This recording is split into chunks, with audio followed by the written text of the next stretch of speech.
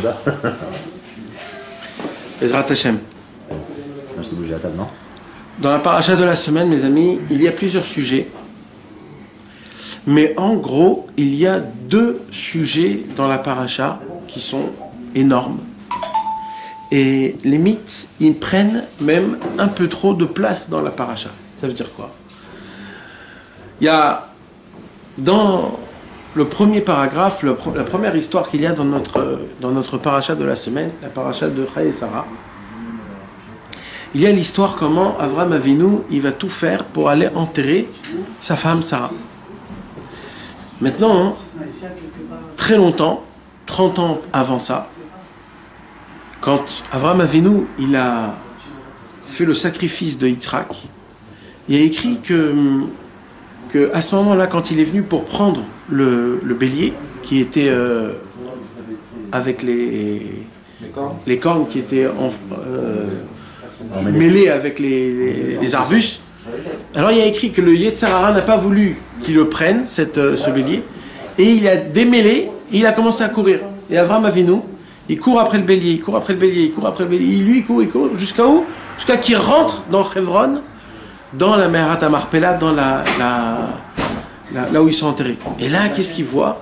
Il y a écrit comme ça qu'il voit Adam et Chava, deux lits, avec une lumière, une bougie qui est allumée, et une table.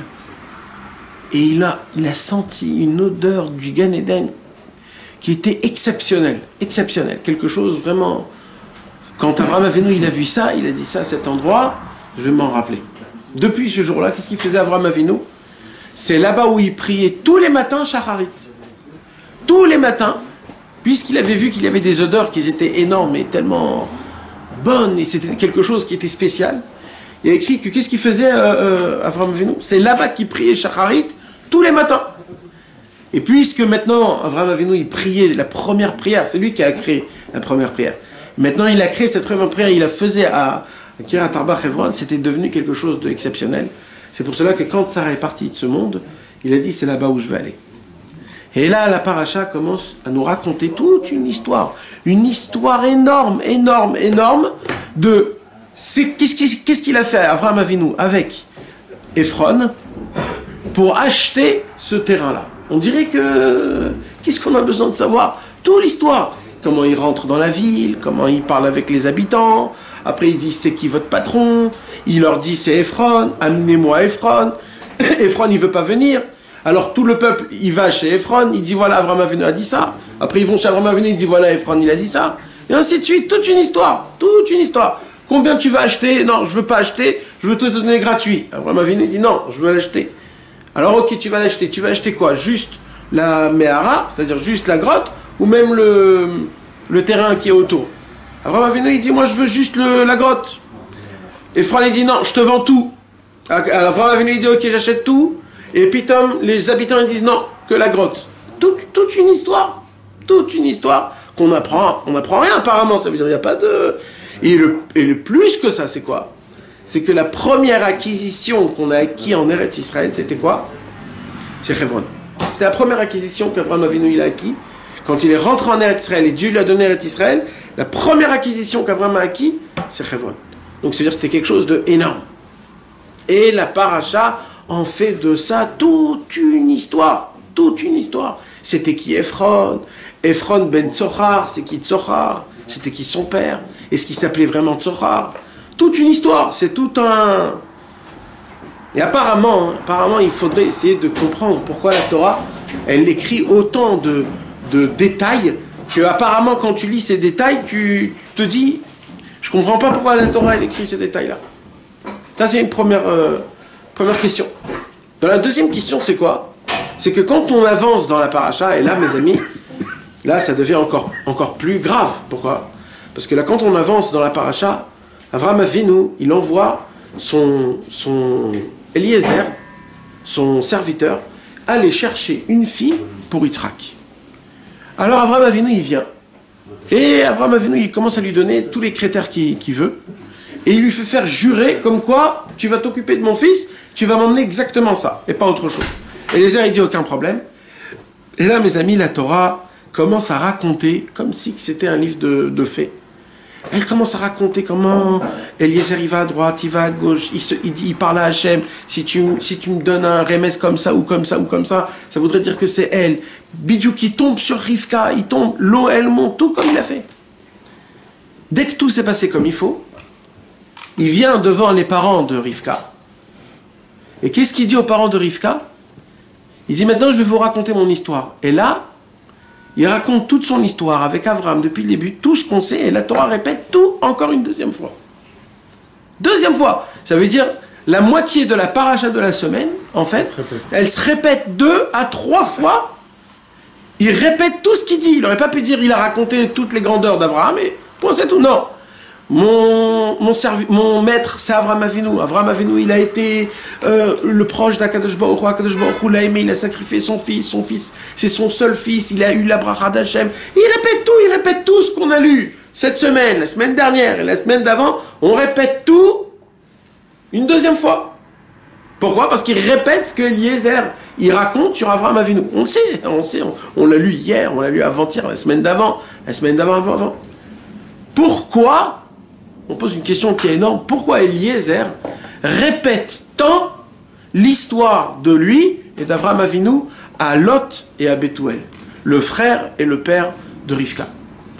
Ce sont les 2 questions les plus importantes qu'il y a dans cette paracha de la semaine. Pourquoi? Parce que dans cette paracha de la semaine, il y a, comme j'ai dit, 2 sujets essentiels. C'est ces sujets-là.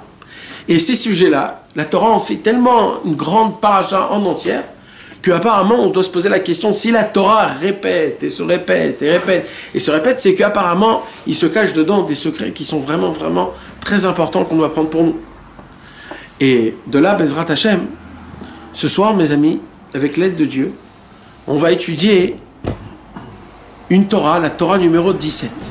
Celui qui a un petit peu la force, Shabbat ou demain ou quand il veut, s'il voudrait lire la Torah 17, toute la Torah 17 du Likutei Moharan, elle parle des convertis, elle parle totalement de Avraham Avinu. Toute la Torah 17, c'est la Torah qui parle d'Avraham Avinu depuis le début jusqu'à la fin. En fait, Rabbeinu nous fait montrer ce qui s'est passé dans toute la vie d'Avraham Avinu avec la Torah 17, et c'est quelque chose d'exceptionnel. La Torah 17, mes amis, elle commence en se disant Ira ve'ahava Ifshar lekabel ki im al yedei tzadikei ador. Ça veut dire quoi? La crainte et l'amour, on ne peut pas atteindre que si on se rapproche des tzadikim de notre génération. Ça voudrait dire quoi?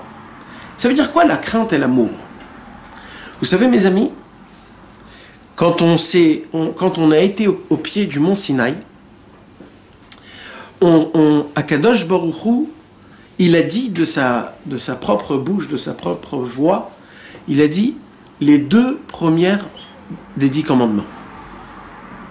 Mais après que Dieu il a dit les 2 premiers 10 commandements, tellement on ne pouvait pas supporter la voix d'Hachem, tout le monde est mort.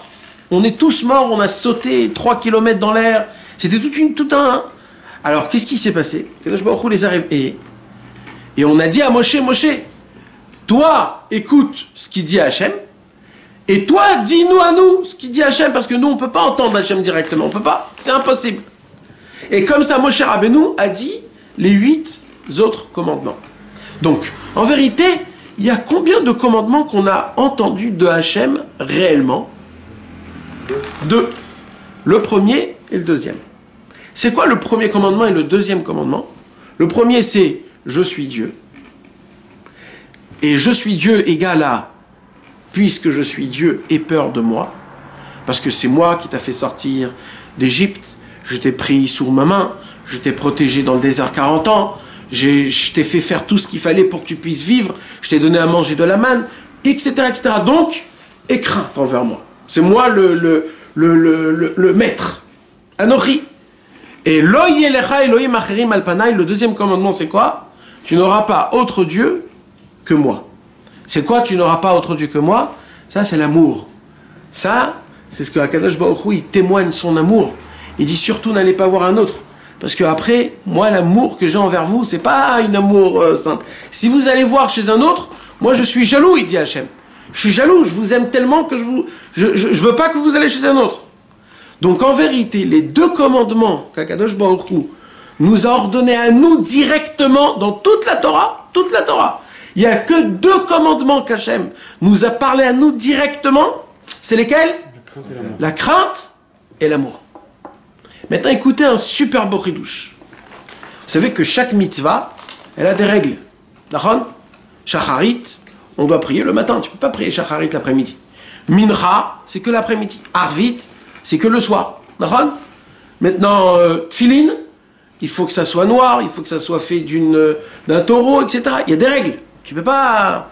Toutes les mitzvot dans le monde en entier, il y a des règles. Tout, il y a des règles. Il y a deux mitzvot dans toutes les mitzvot qu'il n'y a aucune règle. Aucune règle. C'est lesquelles? Celles qu'Akadosh Baruch Hu nous a ordonnées lui-même. Crainte et amour. Pourquoi il n'y a pas de règle dans la crainte et de l'amour? Ça veut dire quoi, il n'y a pas de règle?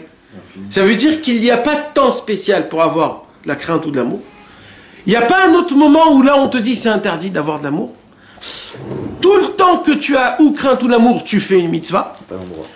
L'endroit, il peut être même dans les toilettes, même dans une synagogue. Ça peut être un enfant avant la bar mitzvah, ou un vieux, je ne sais pas de combien de temps. Tout type de personnes, hommes, femmes, enfants, on s'en fout de l'endroit. Chaque fois qu'un homme, il sent une sorte de crainte envers Hachem, ou alors une amour envers Hachem, à ce moment-là même, il fait une mitzvah exceptionnelle. Pourquoi ce sont les deux seuls mitzvot qui n'ont pas de barrière? Vous savez pourquoi? Parce que celui qui nous l'a ordonné, il n'a pas de barrière aussi. Comme toute la Torah, c'est qui nous l'a donné? C'est Moshe Rabbeinu. Moshe Rabbeinu, c'est un homme. Donc un homme, il n'est pas infini, donc on est obligé d'avoir des barrières. Mais comme Akadosh Baruch Hu, il nous a ordonné les deux premières, et que Hachem, il est infini, pour Hachem, la crainte et l'amour, il n'y a pas de règle. Combien tu peux ira, ça n'existe pas une extrémité de crainte envers Hachem. Il n'y a pas d'extrémité. Même pour l'amour. Pour l'amour, il n'y a pas d'extrême. Il n'y a pas un moment où on te dit, ça s'arrête là. Non, l'amour, c'est infini envers Hachem. Quand Israël, il a dit Hachem, il a dit maintenant Hachem, maintenant je sais que tu me crains. À Abraham. Ouais. Il a fait la Kedah, donc il limite à un moment donné. Il s'est arrêté, il lui a dit, mais non, il a témoigné qu'il a... Eh bien, Rabbi Nathan, il répond à ça dans le Likuta Halachot de cette semaine. Rabbi Nathan, il raconte, il dit qu'on voit que même après la Kedat Yitzhak, Hachem a continué à lui faire des nisyonot. Lesquels? Que Yitzhak, il vient de savoir que sa femme, elle est née, et il comprend qu'il a 37 ans son fils, il dit qu'est-ce qui va se passer? Après, il envoie Eliezer, il ne sait pas s'il va la ramener. Après, quand il la ramène, il voit Lot, il n'a pas d'argent pour lui donner. Et Rabbi Nathan dit, tu vois que malgré que Dieu il lui a dit, maintenant je sais que tu m'aimes, mais il y a toujours un niveau encore très haut. Donc il a continué à lui faire des épreuves, même que c'était pas... Donc maintenant mes amis, pour revenir à ça, parce que mes amis, là ce que je suis en train de vous expliquer, c'est vraiment la base du judaïsme. C'est le p.a.-ba, c'est-à-dire c'est le commencement de tout. C'est-à-dire ça, c'est obligatoire qu'on est obligé de savoir. Tous les juifs, ils sont obligés de savoir ça, mamash. C'est des choses qui sont hyper simples, c'est le minimum de tout. Le minimum de tout. C'est toujours, toi, quoi? La crainte et l'amour. Tout juif a l'obligation d'avoir ce mélange de sensations envers Hachem. Tous les juifs. C'est ça Jérusalem, la crainte parfaite. Exactement, Ira Shalem, Yerushalayim, Ira Shalem. Ça veut dire quoi de la crainte et de l'amour? Vous savez, cette question, mes amis, des dizaines et des centaines de tzadikim de toutes les générations ont posé la question. Ça voudrait dire quoi? Parce que normalement, quelqu'un qui a de la crainte, il n'a pas de l'amour. Et quelqu'un qui a de l'amour, il n'a pas de la crainte. Comment on peut le faire en même temps, la crainte et l'amour? C'est un jeu qui est un peu difficile. La crainte, c'est une sorte de distance. L'amour, c'est un rapprochement. Alors quoi? Comment ça fonctionne? Ça voudrait dire quoi, la crainte et l'amour? Et quoi? Je dois avoir peur d'Hachem parce que Hachem, il est là, il va me frapper? C'est ça que je dois avoir peur d'Hachem? C'est une peur comme ça? Apparemment non. Apparemment ça doit être une crainte. C'est quoi une crainte? un honneur, un respect, une grandeur quand tu comprends, quand tu vois quelqu'un qui est très grand, tu te sens tout petit, tu te dis j'ai aucun lien. Et c'est quoi l'amour? Ça voudrait dire quoi l'amour? Que si Hachem t'a créé, tu dois l'aimer. Et toi, tu dois l'aimer, lui, t'aime automatiquement. Et tout ce qu'il te fait, il te fait par son amour. Et toi, tout ce que tu fais, tu dois le faire par l'amour. Pas parce que il va te récompenser. Non, tu dois le faire par l'amour. Parce que j'aime Hachem. Voilà, voilà. Sans rien du tout. J'aime Hachem. Je fais pour lui. J'ai même pas envie d'avoir du Olam Haba. Je le fais pour toi, Hachem, pour que tu kiffes. Voilà, pour que tu m'aimes, pour que je t'aime, pour ça. Ira ve'ava. Rabbi Nachman a donné une explication, la meilleure au monde, de comment jouer les deux en même temps. Il dit ça ressemble à un roi qui est énorme, un roi énorme, un très grand roi. Et ce roi-là, tellement il est grand, tellement il est fort, tellement il est puissant, le peuple ne le connaît pas. Pourquoi? Parce qu'ils ne peuvent pas voir le roi tellement que le roi il est impressionnant. Ils ne peuvent pas. Alors il y a un vice-roi qui vient, et le vice-roi il dit, viens on fait en sorte que tu sors au moins une fois par an, au moins. Pourquoi? Le jour de ton anniversaire, pour que les gens qui habitent, ils puissent voir leur roi combien il est grand. Ça sert à quoi que le roi il est grand et que le peuple ne sait pas qu'il est grand? Alors il lui dit, et maintenant il faudrait que ils n'ont pas peur de toi. Parce que s'ils voient ta puissance, combien tu es grand et combien tu es énorme, ils vont avoir très peur de toi. Alors il faudrait faire en sorte qu'ils voient ta peur, c'est-à-dire qu'ils ont peur de toi, mais d'un autre côté, combien toi tu les aimes, de l'amour. Alors le roi il lui dit, alors c'est quoi que tu me donnes comme conseil? Le roi il lui dit, le vice-roi, le deuxième, le conseiller, il lui dit, ta puissance, on va la voir en fonction des gardes qui seront autour de toi, de combien ils sont armés, combien ils sont... Mais ton amour, ils le verront en fonction de tes habits. Tu vas t'habiller d'une manière qui vont toucher tout le peuple, et tout le peuple, quand ils vont voir ses habits, ils vont se reconnaître dans le roi, et là ils vont dire, ah, c'est notre roi. Il dit, Rabbi Nachman, tous les jours de l'anniversaire du roi, chaque année, le travail du conseiller, c'est de créer un habit spécial, que quand le roi il va sortir avec cet habit, le peuple va voir d'un coup une crainte, mais de l'amour. Il dit Rabbi Nachman, cette sensation-là, on peut la ressentir en même temps. Quand tu vois Dieu, quand Hachem, il est grand, quand tu vois des choses qui se passent dans le monde, tu entends des trucs qui sont très forts, mais d'un autre côté, tu vois comment, par exemple, ils ont lancé il y a une semaine 300 roquettes. D'un côté, tu as peur. Pourquoi? Parce que quand on a entendu ici la sirène à Tel Aviv, ça d'un coup, tu as eu ton cœur qui est descendu en bas. Tu te dis, oh là là, ça peut nous arriver à nous. 5 heures du matin, tu entends la sirène. Mais d'un autre côté, donc tu as la crainte là. Là, tu as la crainte. Il dit Rabbi Nachman, quand tu as peur, habille la peur tout de suite à Hachem. Tu dis, dis-toi, Hachem, oh là là, comment je dois avoir peur d'Hachem? Parce que regarde ce qui m'arrive. Mais d'un autre côté, tu découvres l'amour. Comment? Que les 300 roquettes n'ont fait aucun nézek, aucun endommagement, qui est tombé dans des endroits qui étaient habitables. Donc, tu vois la crainte et l'amour en même temps. Ouais, tu peux voir aussi l'inverse aussi. Tu peux avoir d'abord l'amour et après la crainte. Ouais, c'est pas, on s'en fout de l'Oïnian. L'essentiel, c'est qu'il y a les deux. Ouais, d'accord? les deux, toujours en même temps. Maintenant, écoutez bien, mes amis, et là, le cours, il commence.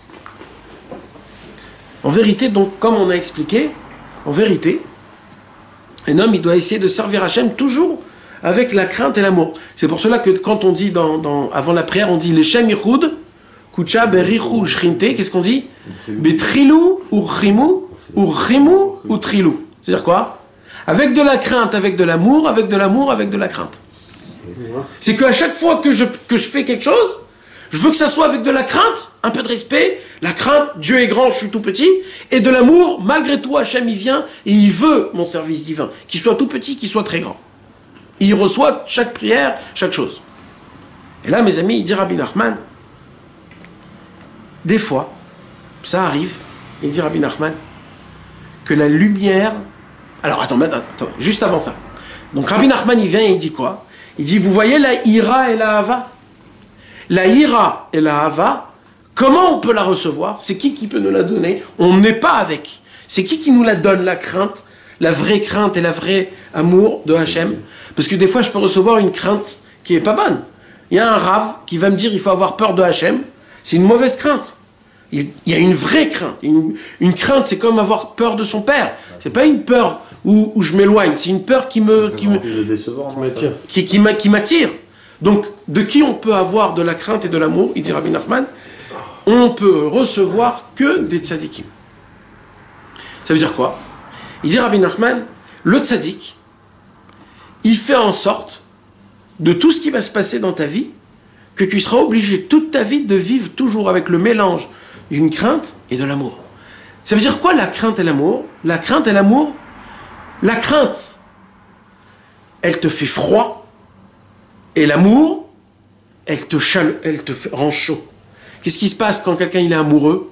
Son cœur, il palpite énormément, et le sang, il court dans tout le corps très vite. Et j'ai chaud, et je deviens rouge. C'est ça l'amour.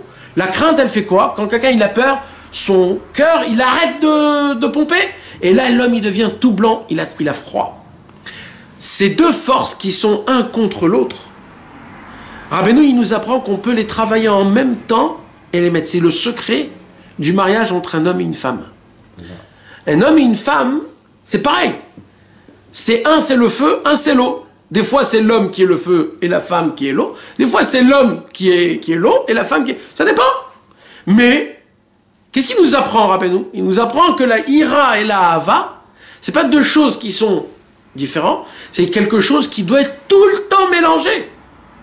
Le feu et l'eau, en vérité, peuvent faire une seule chose. Comment? Qu'est-ce qu'elle peut faire? Où on voit que le feu et l'eau, ils sont en même temps. Le ciel, Shamaï. Le ciel, mais dans mon corps à moi. Le poumon et le cœur. Le poumon et le cœur, non.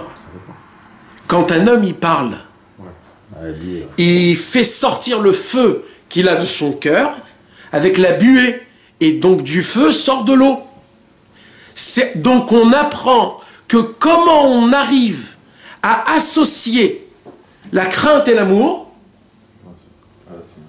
par la parole. Pourquoi? Parce que la parole, dedans la parole, il y a la crainte et l'amour. D'ailleurs, il dit Rabbi Nachman, comment tu dévoiles une crainte?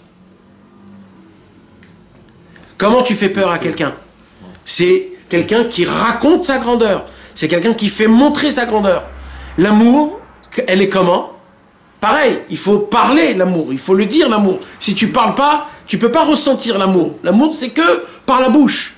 Si tu parles pas la bouche, alors tu peux pas ressentir l'amour. Tu ressens des autres sensations. Une sensation peut-être d'une passion, c'est pas pareil.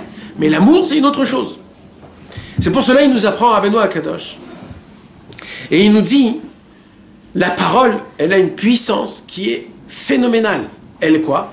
Dans la parole en elle-même, sans que tu le saches, il y a dedans les deux forces, de l'eau et du feu, c'est-à-dire de la crainte et de l'amour. Et le problème, nous, c'est qu'on ne sait pas les mélanger en même temps. Il nous apprend le tzaddik que comment tu peux arriver à les mélanger en même temps, il dit Rabbeinu Akadosh, en parlant. Où on voit ça? Il dit Rabbi Nachman, regardez bien. Vous vous rappelez la deuxième question? C'était quoi la deuxième question? Comment ça se fait que dans la Torah, on répète tout le discours que Eliezer a fait à Lot et à Lavan, tout ce qu'on a lu la semaine dernière et la semaine d'avant? Pourquoi répéter une deuxième fois? Et quand il arrive après, Eliezer, il arrive chez Avram Avinu, il répète tout ce qui s'est passé de ce qu'on a lu tout à l'heure. Ça veut dire, deux fois, il se répète. Pourquoi? C'est quoi cette... on allonge et on allonge. Il dit Rabbeinu Akadosh, c'est un chidouche qui est énorme. Il dit Rabbeinu Akadosh comme ça. Eliezer a vu que le frère de Rivka et le père de Rivka, Lot et Bethuel, c'était des réchaïm énormes. C'était des réchaïm, c'était des voleurs. C'était des gens qui étaient horribles, malsains, avec des mauvaises pensées. Ils étaient pas bons, ils étaient pas bien du tout. Maintenant, Eliezer, lui, qu'est-ce qu'il doit faire? Il doit prendre Rivka, l'emmener chez Avram. Il se dit, oulala, où on m'a mis, dans quelle famille on a mis Rivka? Il rentre dans la famille et il voit comme quoi il y a le frère qui s'assoit à côté de Rivka, le père qui s'assoit à côté, un contre l'autre, et ils sont là, ils ne veulent pas laisser Rivka partir avec Eliezer. Eliezer, il se retrouve dans une situation qui est hyper difficile. Il se dit, j'ai pas de force contre eux parce que eux-mêmes, c'est des Réchaïm. Et si c'est des Réchaïm, comment je vais... Comment...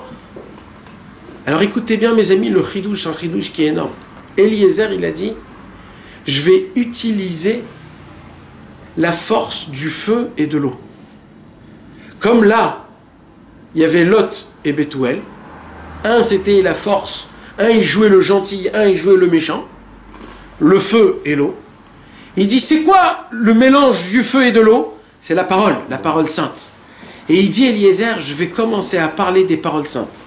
Et là, on nous raconte, en vérité, toute l'histoire que Eliezer, il s'est passé. Mais là, il a rajouté quoi? Comment Hachem, il était avec lui. Ça veut dire, dans tout ce qui s'est passé, il aurait pu raconter, je suis allé là, d'un coup, j'ai vu Rivka.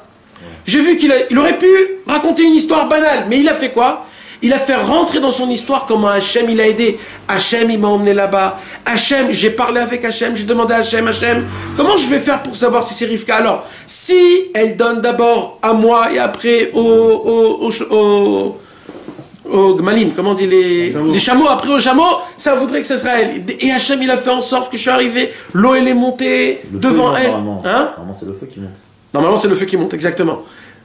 Il faut voir comment ça se passe. Maintenant, chez les tzadikim, c'est toujours à l'envers. C'est les deux, c'est pas Donc on voit que Béhémet maintenant, qu'est-ce qui se passe à chaque fois qu'il y a quelque chose, il a rajouté à Kadosh Baruch Hu. Et qu'est-ce qui s'est passé? Il dit Rabbeinu à Kadosh, il a vu qu'une fois il a répété, il a vu qu'ils n'étaient pas réceptifs. Qu'est-ce qu'il a fait, Eliezer? Il a dit, je vais répéter encore une fois. Il n'y a pas une notion que j'ai lue qu'il faut lire la paracha de la semaine 2 fois en Exactement. 2 fois en normal, 1 fois en araméen. Shnaim mikra ve'chatargum. La halakha dit Leolam yashli madame parashatav imatzibur. C'est-à-dire, c'est pas une ségoula, c'est une obligation tous les vendredis de lire la paracha 2 fois et le targum. Et Rabbeinu il dit que c'est un tikkun l'ibgam abrit qui est énorme. Cette paracha ou toutes les parachas? Toutes les parachas, tous les vendredis soirs. C'est 2 fois en araméen? Non, 1 fois en araméen, 2 fois en hébreu. C'est le premier écouté de celui-là de Shabbat. Exactement. Maintenant, écoutez mes amis. Alors maintenant, qu'est-ce qui se passe? Il y a écrit que Eliezer, qu'est-ce qu'il a fait Eliezer? Il a refait toute sa parole. Qu'est-ce qu'il a fait? Il a utilisé sa parole. Mais cette fois-ci, il a vu que la première fois, ça ne suffisait pas. Alors qu'est-ce qu'il a fait Eliezer? Là, il a fait rentrer encore plus à Kadosh Baruch Hu. Et là, il a fait rentrer même eux dans l'histoire. Il a dit, Kadosh Baruch Hu m'a fait venir dans cette maison. Et là, qu'est-ce qu'il a fait? Il a essayé de regarder des points positifs qu'il y a dans la maison. Dans cette maison, il y a ça. Dans cette maison, il y a ça. Et il y a écrit que le mal de Lot et de Bethuel, d'un coup, il partait. Plus Eliezer, il parlait des bonnes paroles, plus ils entendaient les bonnes paroles, Lot, et petit à petit, le mal partait. Alors, il voit que ça commence à fonctionner, il vient Eliezer, il dit, je peux prendre maintenant Rivka? Et là, Rabbeinu, il dit, et la deuxième fois, ils disent, non, on peut pas. On peut pas. Pourquoi? Parce qu'ils voulaient de l'argent. Ouais. Ils disent, des fois, on voit Dieu, mais l'argent quand même, ça te... Alors il dit Abraham, il dit Eliezer, si c'est ça le problème, je vais raconter c'est qui mon maître. Et là Eliezer, il a raconté une 3e fois, mes amis. Qu'est-ce qu'il a fait? Il aurait pu combattre, il aurait pu l'apprendre, il aurait pu se répartir. Non, Eliezer a choisi le plus beau combat qui existe au monde, c'est quoi? D'utiliser des paroles bonnes. Eliezer a fait quoi? Il a raconté c'est qui Abraham. Il a dit, vous savez Abraham, il n'avait pas d'argent. Il donnait à manger à tout le monde. Il demandait à personne de l'argent. Il essayait de recevoir tout le monde. Il était chesed. Il disait, et plus il parlait, plus il faisait rentrer du chesed. Rabbeinu, il nous apprend, mes amis. Rabbeinu, il nous dit, dans la bouche, il y a le feu et il y a l'eau. Le feu et l'eau, si ils marchent ensemble, ils se mélangent ensemble, et de là, on peut avoir un ciel. Mais si le feu et l'eau ne veulent pas être ensemble, c'est la catastrophe. C'était quoi?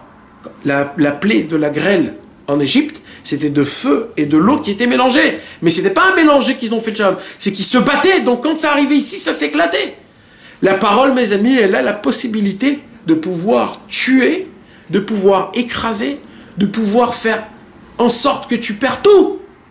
Tu perds tout c'est la bouche. Pourquoi? Parce que Dieu, il a créé le monde. Comment il a créé le monde, Hachem? Avec la parole. Hachem, il n'a pas fait le monde avec sa main. Hachem, il a dit, je vais utiliser ma parole, qu'elle soit créative pour que les hommes puissent créer comme il faut. Et c'est la même raison, il dit Rabbeinu, pour laquelle Avram Avinu, on voit combien Ephron, il dit à Ephron, Ephron, qu'est-ce que t'en penses? Et la Torah, elle nous répond, pourquoi il faisait tout ce manège, Avram avec Ephron? La même histoire pour acheter Kiryat Arba. Parce qu'Avram, mes amis, il a vu que Ephron, c'était l'homme le plus bas qui existait au monde en entier. T'as dit le front du serpent. Hein? Le front du serpent, ça c'était l'année dernière. Mais on ne mélange pas les années parce que c'est chaque... Alors cette année, on va expliquer c'est quoi Ephron et Tsochar. Ephron, ça vient du mot, c'est quoi les 3 premières lettres? Afar. Afar, ça veut dire quoi? La terre. Tsochar. Tsochar, son père il s'appelait Tsochar. L'envers de Tsochar, c'est quoi? Retzach. Tsohar, c'est la Teva. Ça c'est Rotzach. C'est avec un Chet, c'est pas avec un He. Donc Tsohar, c'est quoi? C'est Retzach. Ça veut dire du mot tuer. Alors ça voudrait dire quoi la terre est tuée? Les deux en même temps, c'est le serpent. Le serpent, tout ce qu'il mange, il a le goût de la terre et c'est lui qui a emmené la première mort dans le monde. Ephron ben Tsohar, c'est Kaviachol, si on peut dire, le descendant du serpent, le premier serpent. Le Esh et Maïm, tu les mets ensemble pour que ça fasse Shana, il faut enlever un Aleph, pour enlever la Afar. Ah oui, mais Aleph c'est avec un Aïn. La Afar c'est avec un Aïn. Après c'est ça, ah ouais. Baruch atah Adonai Eloheinu melech haolam she'akol yom bidvoroi.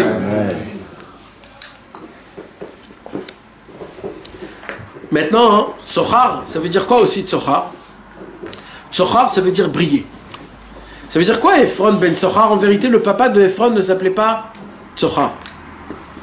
C'est qui Tsochar? Le Midrash dit Tsochar, c'est Adam Arishon. Alors Ephron ben Tsochar, ça voudrait dire quoi? Ça voudrait dire que c'est le fils d'Adam Arishon. Le Midrash, il nous apprend non. Il nous dit Ephron, c'est du mot Afar. Afar, c'est quoi? C'est la matière le plus bas qui existe dans le monde. C'est le plus bas. Et Ephron, c'est l'homme, depuis Adam Arishon, qui est descendu le plus bas de tous les êtres humains qu'il y a eu jusqu'au monde. Ça veut dire le plus haut possible qu'on peut dire sur Ephron, ça veut dire le minimum qu'on peut dire sur Ephron, de son père, c'est qui? C'est que Adam Arishon. C'est-à-dire tout ce qu'il y avait entre ce moment-là, ils sont tellement bas et tellement horribles. À part ça, on ne sait pas, mais c'était quelqu'un qui était très dans la Touma, c'était quelque chose qu'on ne pouvait même pas s'imaginer. Et qu'est-ce qu'il faisait Ephron? Ephron, comme c'était lui le serpent, il est resté garder la Kiryat Arba parce qu'il avait vu là-bas Adam Arishon et Sarah et il se disait, va savoir s'ils vont se réveiller, s'ils se réveillent, je le refais faire tomber. C'est pour ça que la Kiryat Arba était sous sa possession. C'était le serpent qui a dit, jusqu'à la mort, je vais garder. Quand Avram Avinu il est venu, il a vu que c'est lui qui maintient ça, il a dit, oh là là, il faut que je sauve Adam Arishon et Sarah du serpent. Il faut que je l'achète. Et là, on voit, mes amis, c'est un combat qui est énorme, de combattre le Avram Avinu avec le serpent, le premier serpent. Et Rabbeinu, il dit, comment il a combattu? Comment il a combattu? Avec des bonnes paroles. Qu'est-ce qu'il a fait? Il lui a dit, je suis un homme comme vous, je ressemble à vous, je suis pas pareil que vous. Vous croyez que moi, je suis pas pareil que vous, mais en vérité, on est pareil, nous et moi. Et il a commencé à être ensemble, à reparler, à leur dire, je suis prêt même d'être un habitant de chez vous. Maintenant, les Bnechet, c'était des Ritins. Les Ritins, c'était les gens les plus bas possibles. Et Avram Avinu, il a dit, je suis avec vous. Et à chaque fois qu'Avram Avinu, il parlait des bonnes paroles, à chaque fois qu'Avram Avinu, il essayait de toutes ses forces, toujours essayer ma match, il faisait rentrer, il enlevait un mal encore et encore. Si vous vous rappelez, il y a l'année dernière ou l'année d'avant, on avait dit, il y a écrit dans la paracha 10 fois le mot chet. Vous savez, c'est équivalent à quoi? Aux 10 commandements. C'est quoi les 10 commandements? Eux, il y avait 10 enfants, que chaque enfant, c'était son travail à enlever un commandement de ce monde-ci. De combattre dans ce monde-ci pour enlever un des commandements. Ils étaient 10 contre 10. Et ça a été qui les a réparés? C'était Binyamin. Binyamin, il avait 10 enfants. Les enfants, 10 enfants. Chaque enfant de Binyamin, il a réparé les 10 de Bnechet. Maintenant, mais qu'est-ce qui s'est passé? Il dit Rabbeinu qu'on voit que dans cette paracha de la semaine, on voit que tout le sod de la paracha de la semaine, c'est le sod du dibour, de comment on parle. Dans la parole, mes amis, on dit que la parole, elle est créative. C'est pas juste la parole est créative. Écoutez mes amis, ce que Rabbeinu il dit dans la Torah 17. Comment c'est important. Il dit Rabbi Nachman comme ça. Dans la physique, qu'est-ce qui fait en sorte que quand je vais parler, on va entendre de très loin? Un écho. Ça veut dire quoi un écho? Un écho, ça veut dire un endroit où ma voix, elle tape, elle résonne, et elle va jusqu'à très loin, d'accord? Maintenant, si il y a un vent, d'accord? S'il y a un vent, une tempête, et que je crie, moi, à côté de toi, et ici, entre moi et toi, il y a un vent, est-ce que je t'entends si je te parle et toi tu me parles? Non. Pourquoi? Parce que quand je parle, la voix que j'ai envoyée, elle va s'embrouiller dans le vent. Et lui, il ne pourra pas l'entendre, même s'il est à côté de moi. Donc il dit Rabbi Nachman, conclusion, comment je fais en sorte pour que ma voix soit entendue? Il dit Rabbi Nachman, je nettoie l'air. Comme ça, il dit Rabbi Nachman. Torah 17, mes amis, c'est hyper simple et c'est un chidouche énorme. Quand Rabbeinu il a dévoilé cette Torah, il y a eu des dizaines et des dizaines de convertis qui sont venus se convertir. Je répète, pour expliquer juste la théorie, comment elle fonctionne. Ça veut dire quoi nettoyer l'air? Alors attends, déjà, tu as compris le concept, comment il fonctionne? Le concept qui fonctionne, Rabbeinu, il nous dit, en vérité, plus l'air il est propre, plus ma parole tu l'entends meilleur, plus vite et plus loin. Plus il y a l'air, il est mauvais, plus je dois crier plus fort, parce que tu ne m'entends pas, parce qu'il y a un frein, d'accord? Alors il dit Rabbi Nachman, maintenant on le fait en spirituel. Il dit Rabbi Nachman, imagine-toi, il y a de la... Ça veut dire quoi de purifier l'air? Il dit Rabbi Nachman, c'est l'amour dans l'air. Des bonnes paroles. Des bonnes paroles. Qu'est-ce qui se passe, il dit Rabbeinu, quand il y a plein de gens qui s'aiment? Il dit Rabbi Nachman, comme eux ils s'aiment tous, donc entre eux, tout ce qu'ils vont faire entre eux, ça va fonctionner. Là, pourquoi? Parce que ce qu'ils disent, ça va s'entendre. On reçoit. En plus, il y a une expression française qui dit il y a de l'amour dans l'air. Il y a de l'amour dans l'air, exactement. Mais c'est un chidouche. Maintenant, il dit Rabbeinu, par contre quoi? Des fois, il y a quoi? De la marloquette. C'est quoi de la marloquette? De la contradiction. Des fois, la contradiction, elle amène à de la sina, de la... Comment ça s'appelle la sina? De la haine, ou alors des choses comme ça. Il dit Rabbeinu à Kadosh, et des fois, moi, je peux m'asseoir à côté de mon ami, je lui parle et il ne m'écoute pas. Il entend tout, mais il ne m'écoute pas. Pourquoi? Parce que l'air, il n'est pas propre. Comme ça, il dit Rabbeinu. Il dit Rabbeinu, alors comment on fait? Alors, mais c'est pourquoi Rabbeinu, il a dit qu'il faut faire Hidbo des dos dans la forêt? Pourquoi? Il n'y a pas de... Parce que dans la forêt, c'est neutre. C'est neutre. Il n'y a personne qui va m'embêter là. Il n'y a pas la pensée de lui. Parce que tu sais, ça veut dire quoi? Par exemple, moi, je m'assois à côté de lui. Maintenant, moi, je pense pas très bien de lui. Dans ma tête, je crée quoi? Une air qui est pas mauvaise. Je vais lui parler, il va pas m'écouter. Je pense bien de lui, je vais créer une bonne air, je vais lui parler, il va m'écouter. Comme ça, il dit Rabbeinu. C'est aussi simple que ça. Alors, il dit Rabbeinu, comment on fait? Alors, Rabbeinu, il dit comme ça. C'est ça. C'est des bonnes ondes. Alors maintenant, il dit Rabbeinu à Kadosh, maintenant on va aller plus loin. Vous savez que les paroles, ils vont dans l'air. On dit que des fois, quand on rentre dans une maison, on dit que les kirs, ils sont pas bons. Exactement. Exactement. Tout aspire, tout est absorbé, tout existe, tout est là. C'est des vraies ondes qui sont là et qui font une... C'est pour cela que quand il y a des cris, c'est pas très bon. Quand il y a des bonnes paroles, ça fait des bonnes choses. Alors maintenant, écoutez bien maintenant. Il dit Rabbeinu, chaque parole, d'abord déjà ça c'est prouvé. Déjà c'est prouvé que aucune parole qu'un homme a sortie de sa bouche n'est perdue. Et quand tu ça va, non? C'est un énième de ça. Hein? Quand tu pries au même endroit. Oui, ça fait partie. Pourquoi je vous ai dit tout à l'heure qu'Avraham Avinu il priait tous les matins Shacharit à Kiryat Arba? Parce que Dafka, parce que comme c'était là-bas, il y avait une bonne air. Alors il dit Rabbeinu maintenant. Hein, il dit Rabbeinu, vous croyez que quand je dévoile une Torah, une Torah, c'est juste une Torah que voilà, vous allez entendre, vous allez écouter dans l'écoutez-moi. Ah non, voilà, ça s'arrête là. Il dit Rabbeinu, ce que vous savez pas, c'est qu'en vérité, j'envoie des voix dans le monde qui vont tourner dans le globe pendant des centaines d'années, ou alors pendant des dizaines d'années, jusqu'à qu'un jour vont tomber chez quelqu'un, bam, bam, et dès qu'il va tomber chez quelqu'un, cet homme-là, il va se réveiller, il sait même pas comment il va faire teshuva. Il dit Rabbeinu, maintenant, le problème, c'est quoi? C'est que dans l'air n'est pas bon. Donc, des fois, les paroles que j'envoie, ils peuvent tourner. Pourquoi? Parce que l'air, je l'entends pas.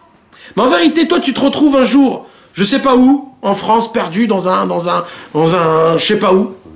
Ouais, pas toi, mais quelqu'un d'autre. Un mec perdu, truc. Et d'un coup, il se dit, je sens Hachem Qu'est-ce qui s'est passé quand il sent ça? Il y a une voix, une Torah de Rabbeinu, un mot de Rabbeinu qui rentre en lui, ça lui a éclaté la tête. Mes amis, ça c'est une parole de Rabbeinu. C'est pour ça qu'à un moment, ça nous éclate le cerveau. Alors qu'est-ce qu'il dit Rabbeinu? Il dit Rabbeinu, qu'est-ce qu'il faut faire pour nettoyer le chemin? Il dit Rabbeinu, qu'est-ce qu'il faut faire? Il dit, il faut un acte d'amour énorme, parce qu'on a dit que c'est l'amour, c'est ça qui purifie. Il faut un acte d'amour qui est énorme. C'est quoi un acte d'amour qui est énorme? Donner une tzedaka. Il dit, Rabbeinu, tu donnes une pièce, tu prends une pièce, tu mets dans la tzedaka, qu'est-ce que tu as fait? Tu as créé, c'est comme si tu as pris un déodorant, tu as fait pshhh, une bonne odeur. Tu as créé un chemin pour que tu puisses entendre une parole du tzaddik. Plus tu donnes, pourquoi il dit Rabbeinu? Parce que l'acte de la tzedaka, c'est un acte d'amour, je le donne par amour. Comme à l'époque d'Avraham Avinu, ça n'existait pas encore la tzedaka. Avraham Avinu, il a dit, comment je vais faire en sorte, moi, de parler au monde en entier, que le monde en entier sache qu'il y a Hachem. Je vais faire moi-même du chesed, de la bonté. Je vais créer des tentes, je vais leur donner à manger. Cet amour que je vais leur donner, les gens vont m'entendre. Les gens vont m'écouter. Et Rabbeinu, c'est ce qu'il dit dans la Torah 17, mes amis. Rabbeinu, qu'est-ce qu'il a fait? Avraham Avinu, qu'est-ce qu'il a fait? Il a rapproché le monde en entier par des bonnes paroles, par de l'amour, par un acte d'amour. C'est quelque chose qu'on ne peut même pas s'imaginer. Et Rabbeinu, il dit, et c'est comme ça qu'Avraham Avinu, lui, c'était la Hava, l'amour. Il a engendré qui? Yitzhak. Yitzhak, c'était quoi? La Yira. Lui, c'était la crainte. Donc il y avait Ahava, Ira, Avraham Avinu et Yitzhak. Et après il y a Yaakov qui est né. Quand Yaakov il est né, c'est le mélange de la Ira et la Ahava. C'est le mélange de l'amour et de la crainte. C'est pour cela que tout a commencé par Yaakov Avinu. Ça passe pas, on dit pas que ça doit commencer par la Ira? Alors Rabbi Nachman il dit comme ça. Le commencement, un homme quand il doit servir Hachem, il est obligé de commencer par avoir crainte d'Hachem.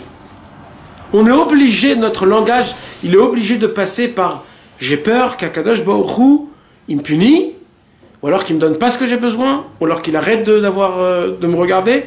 C'est une peur. Parce que c'est par la Hava d'abord. Non, d'abord la Ira. Non, pour avoir Avoir peur de quelqu'un, c'est reconnaître. Exactement. Non, je te parle pour Avraham Avinu, ça passait par la Hava. Avraham Avinu, c'est lui qui a créé la Hava. Il a créé la Hava. Il a créé la Hava. Ouais, chez lui, ça a commencé comme ça. Nous, on doit commencer rien que par la Ira. Et il dit Rabbeinu, et dès qu'un homme, il essaye de servir Hachem par la Ira, là, il faut rentrer l'Ava, là, il faut rentrer l'amour. Combien Kadosh Baruch Hu, il t'aime, combien il est avec toi, combien... Et ça, mes amis, c'est tellement important. Vous savez, on parle, et on parle. On croit comme si que c'est... Vous savez, mes amis, on ne sait pas la parole, combien elle a de la force. Tout à l'heure, on a parlé on va chez des gens et on entend des paroles chez des gens. Où est le problème dans ça? Où est le problème dans ça? Ça nous attend en fait. Rabbi Nachman, il nous apprend un truc de énorme. Il dit un Torah 5, Rabbi Nachman, un Torah 7. Rabbi Nachman, il dit quand un homme il parle, dans sa bouche, la bouche, mes amis, c'est équivaut au brit. C'est équivaut au brit. Le brit, comment il donne? Il donne une goutte. Comment la bouche, elle donne? Elle donne des paroles. Quand un homme, il parle, en fait, il donne de la semence. Quand il dit Rabbi Nachman, quand vous étudiez mes livres, vous prenez ma semence en vous et vous faisiez naître en vous des bébés, des maasim tovim, des bonnes actions.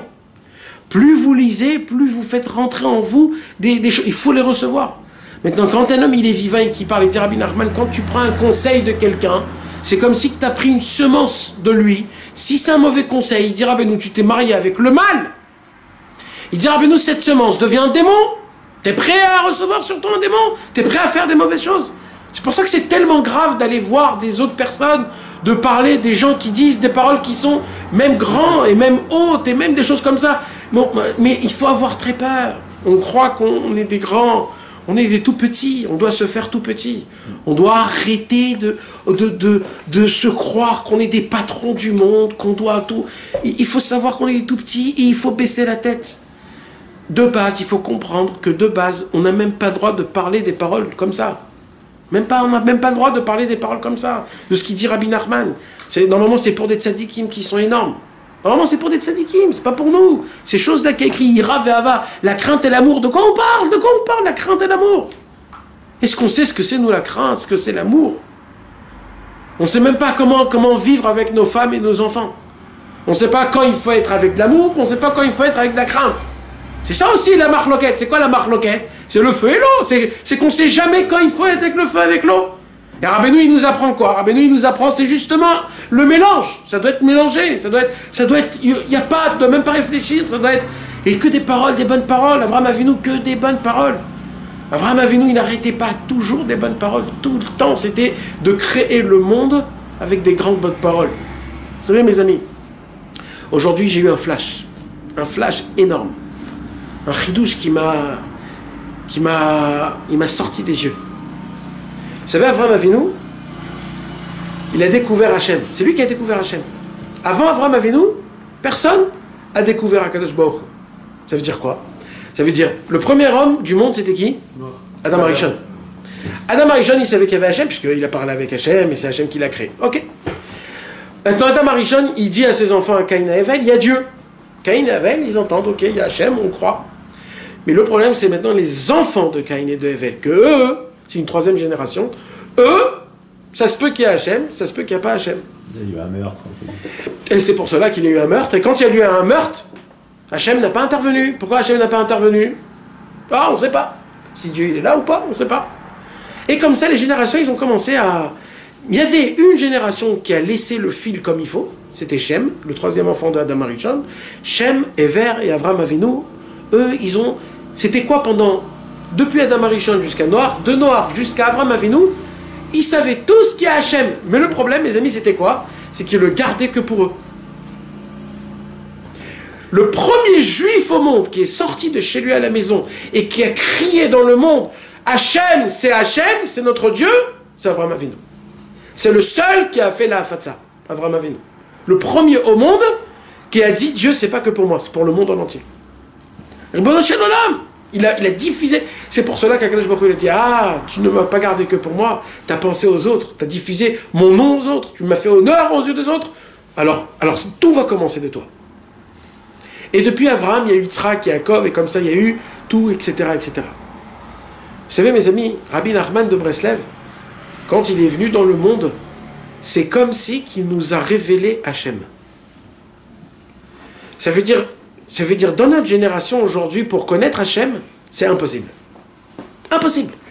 Le vrai Hachem, le vrai Hachem, comme on doit avoir la vraie vision. Aujourd'hui, ce n'est impossible. Aucun homme au monde a la possibilité de nous expliquer qu'est-ce qu'il veut Hachem de nous, comment on doit le servir, et c'est quoi le chemin pour le servir. Personne au monde, personne ne connaît Akadosh Baruch Hu aujourd'hui de la génération, ni avant, ni... Pour des gens comme nous, actuels, aujourd'hui, en l'an 2020, personne ne peut nous dire comment le servir. Que qui? Que Rabbi Nachman de Breslev. Rabbi Nachman de Breslev a vu toutes les générations jusqu'à la fin, et il a dit, je vais découvrir un nouveau chemin. Ce que Rabbeinu a dévoilé, c'est exactement ce que Avraham Avinu, c'est le fait qu'Akadosh Baruch Hu, comme si qu'il a créé le monde. C'est comme si que dès que Rabbeinu il est venu dans ce monde, c'est comme si que tout a commencé chez Rabbeinu. Mais depuis Rabbeinu, mes amis, comme Hachem il a créé ce monde, mais il y a eu 20 générations avant que Hachem a été dévoilé. On a attendu qu'Avraham Avinu dévoile Hachem. Alors qu'auparavant, il n'y avait pas de tzadikim, il y avait des tzadikim, mais c'était chacun pour lui. Personne ne pensait aux autres. Mes amis, pendant presque 200 ans, Rabbeinu Akadosh, il était que pour 3 ou 4 personnes, 15 personnes ou 30 personnes. C'était juste pour une poignée de personnes. Vous voulez savoir, il y a un homme qui, comme la réincarnation d'Avraham Avinu, qui a cherché comment servir Hachem toute sa vie, jusqu'à qu'il a découvert comment le servir, il a découvert Rabbi Nachman. Et c'est le premier, cet homme, Rabbi Israël Dov Odesser, c'est le premier au monde qui a diffusé Rabbi Nachman en dehors des gens. Maintenant, regardez comment c'est pas aussi simple que ça. Le premier Nisayon qu'Avraham Avinu il a eu, c'est quoi? Lech Lecha. C'est quoi Lech Lecha? Sors de chez toi, de ta maison. Rabbi Israël, la première chose, quand il s'est rapproché chez Rabbi Nachman, on lui a dit de sortir de chez lui, de sa maison. Toute la ville était contre lui. Tout le monde était contre lui, exactement comme Avraham Avinu. Il a eu le Nisayon de Lech Lecha. Il est parti où? Il est sorti de Tibériade, il est parti habiter à Jérusalem. Quand il est arrivé à Jérusalem, Rabbi Israël, il a dit, à Tibériade, j'avais du pain et de l'eau. À Jérusalem, même du pain, j'ai pas. Qu'est-ce qu'on a dit, mes amis? Quand Avram Avinu il est arrivé en Eretz Israël, qu'est-ce qui s'est passé? Il y avait la famine. Comme Yerushalayim quand il est arrivé à Rabbi Israël. Qu'est-ce qu'il a fait Rabbi Israël? Il est reparti à Tibériade. Comme Avram Avinu, il est reparti en Égypte. Et là, quand il est reparti en Égypte, c'est là où il a reçu le Pétek. C'est là où il a reçu tout ce qu'il a reçu. Et là, mes amis, il a eu un Nisayon qui est énorme. C'est quoi? Avram Avinu, Akadosh Baruch Hu, il lui dit quoi? Akadosh Baruch Hu, il lui dit à Avram Avinu, sacrifice ton fils. Et Rabbi Israël, son fils meurt de faim. Et Rabbi Israël, il dit, c'était à Kedat Yitzhak. J'ai fait ma mâche là, à Kedat Yitzhak. Regardez comment toute l'histoire se répète. Mamash, Avram Avinu, c'est la réincarnation, pas la réincarnation, mais ça veut dire, regardez comment c'est pareil que Rabbi Israël, maintenant il a fait toute la même chose, mais en dévoilant Rabbi Nachman dans le monde. Sachez qu'il y a Rabbeinu dans le monde. Et qu'est-ce qu'il dit Avram Avinu? On raconte qu'Avram Avinu, il a été contre le monde en entier. Contre sa femme, ses parents, ses beaux-parents, tous ils étaient contre lui. Et Rabbi Israël, il raconte, hey, j'étais seul à Tibériade, j'étais seul dans le monde. Personne ne voulait m'adresser ma parole, tout le monde me doigtait, tout le monde me disait regardez celui-là, tout le monde me crachait dessus. Seul j'étais dans le monde, il disait Rabbi Israël. Exactement comme Avram Avinu. Et Avram Avinu, tout, il se répète, tout le chemin, tout ce qui s'est passé. C'est inclus, lui, Avraham, Yitzhak et Yaakov, tout en même temps. C'est quelque chose qu'on ne peut même pas comprendre. Mamash la Yeshua, Bekarov, Moshe Rabbeinu, quand il va venir, ce sera le Mashiach. Ça veut dire que c'est vraiment une histoire de quelque temps. C'est vraiment une histoire de toute petite chose. Et malheureusement, il dit Rabbi Nachman dans la Torah 17, il dit imaginez-vous Ephron, il a l'endroit le plus saint qu'il y a au monde. À l'époque, l'endroit le plus saint au monde, à l'époque, c'était le Kiryat Arba. Il n'y avait pas encore le Beth Amikdash. Donc il n'y avait pas encore le Kotel. Donc c'était quoi le premier monument le plus grand? C'était quoi? C'était Kiryat Arba. Il dit Rabbi Nachman, imaginez-vous la quantité de lumière qu'il devait avoir à Kiryat Arba. Une lumière énorme. Il devait voir, là-bas il y a écrit que toutes les Neshamot, avant de mourir, quand ils meurent, ils sont obligés de passer par là pour monter dans le Gan Eden. Obligés, tous les Neshamot du monde. Parce que là-bas c'est la porte du Gan Eden. Imagine-toi la porte du Gan Eden. C'est la porte du Gan Eden. Tu imagines la lumière qu'il doit avoir là-bas? Il doit avoir une lumière énorme. Il dit Rabbi Nachman, écoutez mes amis cette parole, parce que cette parole c'est tout le cours. En vérité, tout le cours c'est cette parole. C'est quoi? Ephron a vendu. Il a vendu Kiryat Arba pour de l'argent à Avram Avinu. Il dit, Rabbi Nachman, il dit combien un homme il peut être aveugle. Tu peux vendre le topo du siècle pour des bêtises. Pour des bêtises. Pour lui, il a demandé 400 pièces. C'était énorme, 400 pièces pour une petite grotte. Il a vu l'argent, il a pété les plombs. Il a vendu le prix fort, on dit non? Prix fort, Nachman. Il veut dire, soi-disant, il a aimé plus ça que ça. À la base, il ne voulait pas le faire payer. Nachman, il voulait le... ouais. Mais en fait, il s'est moqué de lui, Nachman, Badaï. C'était une combine. Mais mes amis, il dit Rabbi Nachman, et c'est ça qu'il faut avoir peur. Il dit Rabbi Nachman, un homme, il doit se poser la question, et c'est ça, mes amis, tout le cours, c'est ça. Un homme, il doit se poser la question, est-ce que je ne suis pas en train de vendre ma vie? Parce que ça se peut que ce que je suis en train de vendre, c'est tout le but de ma vie. Ce que je suis en train de faire, ou ce que je suis en train de pas faire. Malheureusement, nous, on croit toujours dire ça et ça et ça, c'est mes problèmes dans ma vie. Peut-être c'est pas du tout ça. Peut-être c'est des choses toutes petites. Peut-être des fois c'est parce que ça ou des toutes petites choses. Il dit Rabbeinu, tu peux venir à Ouman. Ouman, c'est un endroit qui est énorme, où tu fais tes chouvas. Et tu arrives là-bas, tu ressens rien. Il dit Rabbeinu, tu peux arriver au Kotel à Maravi. Vous savez mes amis, le Kotel. Le Kotel. Le Kotel, c'est l'endroit où Adam Arishon il est né. Quand Hachem il a pris toutes la Adama, comment on dit, la terre, et il a créé Adam Arishon, il a créé où? Dans là où il y a le Kotel aujourd'hui, dans la pierre angulaire. C'est là-bas. Quand Avram Avinu il a fait la Kedat Yitzhak, il a fait où? Là-bas. Quand l'arche de Noé elle a touché la première montagne, c'était où? C'était là-bas. Quand Yaakov Avinu il a dormi, il a vu l'échelle, c'était où? C'était là-bas. Quand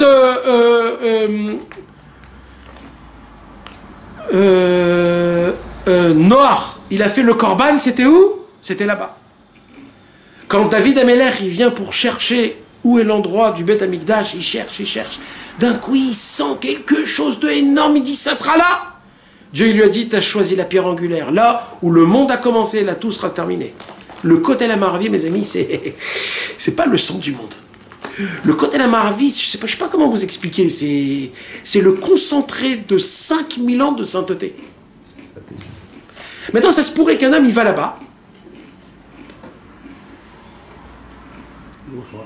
en parlant avec de business, même ça se peut d'une embrouille, au côté, là, en face du côté, alors écoute, tu vas faire comme ça, tu vas faire comme ça, t'es en face du roi, là. Le Melech Malchem Melachim, il est en face de toi. Ça se peut qu'on sent rien. Tu vois des gens des fois mal habillés, ou un homme avec sa copine, il vient enlacer devant le cotel, etc. On va pas rentrer dans ça, mais ça veut dire, il n'y a pas la... Il y a un air pur. Oui, mais quand même, tu vois que comment on ne ressent pas? Il dit, Rabbeinu, vous savez, c'est quoi? C'est parce que Marchichim et Torah Tzadik. On peut être aveugle et ne rien voir. La chose la plus grande, elle peut être juste à côté de toi, et toi, tu n'as pas compris. Vous savez, mes amis, pourquoi Yehoshua bin Nun, ça a été lui, le successeur de Moshe Rabbeinu? On n'a pas vu que Yehoshua bin Nun, c'était aussi un grand tzaddik. C'était un homme normal. Pourquoi c'est lui qui était le successeur de Moshe Rabbeinu? Pourquoi pas Aaron HaKohen ou des autres? Il y avait des autres. Vous voulez entendre une parole qui est très émette et très difficile à entendre? Parce que toujours le bras droit du Rav ou du tzaddik, il ne regarde pas le tzaddik comme un tzaddik, il dit, moi je le connais, moi je sais comment il mange, moi je sais, il rigole avec lui, je sais comment il parle avec sa femme, c'est un mec normal, il est comme moi. Il est comme moi. Yehoshua bin Nun, il savait que Moshe Rabbeinu, même que je vois que c'est un homme et qui va aux toilettes et qui rigole et qui parle, mais c'est Moshe Rabbeinu. Il n'y a rien à voir. Il y avait la crainte, il y avait l'amour, il y avait la distance. Mais le problème c'est quoi? C'est qu'aujourd'hui, quand tu es proche de quelqu'un, trop proche de quelqu'un, alors tu as plus d'importance envers lui. Pourquoi tu n'as plus d'importance? Parce que tu crois que c'est ton copain, le mec. Parce qu'il rigole à tes blagues, alors il devient ton copain. Mais oh, respect, crainte, amour, comment ça fonctionne? Et c'est ça le problème. Avraham Avinu, il y avait Eliezer à côté de lui. Eliezer, il gardait avec Avraham Avinu. Il y avait toujours la distance comme il fallait, même qu'il connaissait. Mais sinon, à part ça, malheureusement, on tombe dans ça. Et à cause de ça, on perd beaucoup de cadeaux.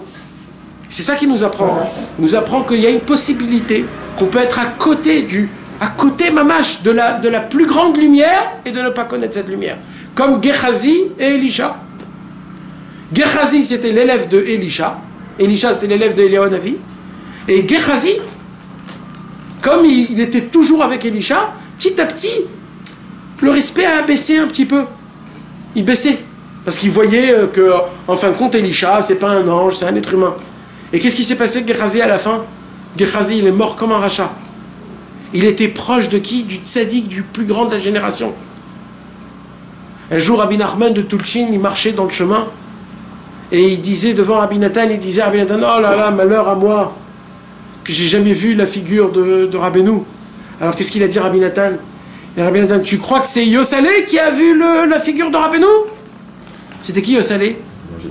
Yosalé, c'est celui qui venait chez Rabbeinu pour lui dire Rabbeinu, maintenant il faut manger.